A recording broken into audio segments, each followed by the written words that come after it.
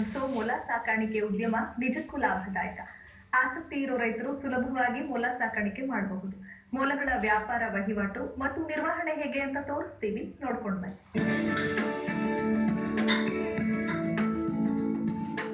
ಈ ಮೊಲ ಸಾಕಾಣಿಕೆಗೆ ಹೆಚ್ಚಿನ ಜಾಗವಾಗಲಿ, ಆಹಾರವಾಗಲಿ, ನೀರಾಗಲಿ ಬೇಕಾಗಿಲ್ಲ.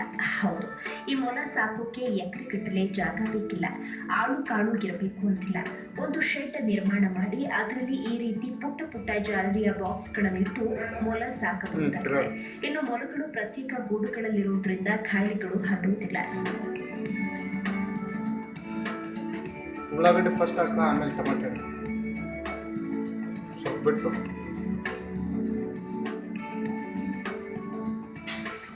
ಕಡಿಮೆ ಪ್ರಮಾಣದಲ್ಲಿ ಮೊಲ ಸಾಕಾಣಿಕೆ ಮಾಡೋದಕ್ಕೆ ಎಕರೆ ಗಂಟಲೆ ಜಮೀನಿನ ಅವಶ್ಯಕತೆ ಇಲ್ಲ.